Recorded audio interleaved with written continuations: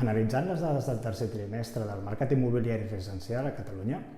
tornem a trobar dades molt bones amb la venda de quasi 27.000 habitatges, assolint ja la xifra de 100.000 operacions l'any 2022. I encara falta el quart trimestre. Aquestes xifres no les veiem des de l'any 2007. Tot i això,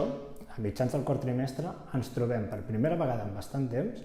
una asimetria entre les dades que estem analitzant i les sensacions de la realitat que ens estem trobant, on està quedant palès un canvi de cicle. Però per què podem avançar que ens trobem davant d'un canvi de cicle? D'entrada estem veient que estem fent menys visites als pisos, sobretot aquells que es troben sobrevalorats. Per exemple, a la Piar i Eixample, agrupació de 20 immobiliàries de la qual formem part, durant els mesos de juliol, agost i setembre hem fet un 30% menys de visites que l'any passat. I això es traduirà inevitablement amb un descens de tancament d'operacions els propers trimestres.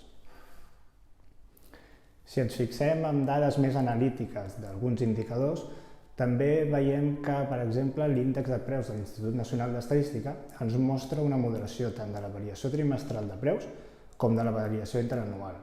I també si ens fixem en el preu metre quadrat taxat que ens ofereix el Ministeri de Transport, ens trobem ja inclús amb una variació trimestral negativa.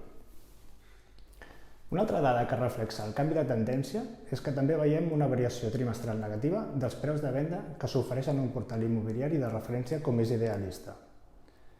Aquest fet ens confirma que l'expectativa del venedor ja no és la de seguir pujant preus al ritme que es venia fent fins ara. La inestabilitat a nivell macroeconòmic internacional i l'anunciada pujada dels tipus d'interès van provocar una anticipació d'operacions de compra que fan que ara puguem mostrar aquests bons resultats. Però ara que ja s'ha fet efectiva la pujada dels tipus i la previsió és que segueixin pujant, ja estem notant els efectes, com hem vist abans, amb el descens del número de visites, que portarà a un descens d'operacions i que alhora provocarà una moderació de preus. En resum, podríem dir que en aquest trimestre ens trobem que després d'un cicle de creixement sostingut del mercat immobiliari entre els anys 2014 i 2022, i diem sostingut ja que els augments trimestrals de preus han estat vora el 5%,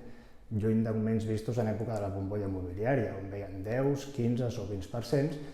sembla que després d'aquests dos últims anys que han allargat el cicle alcista pel canvi de necessitats d'habitatge i l'augment d'estalvi de les famílies que va provocar la pandèmia i el confinament, ens trobem ara sí davant d'un nou escenari de normalització i correcció del mercat i esperem que el comportament a curt termini ens porti a xifres semblants als anys 2017 i 2018. Per més informació, us deixem a la descripció del vídeo uns links per descarregar el detallat informe que el Col·legi d'Associació d'API de Catalunya preparen trimestralment,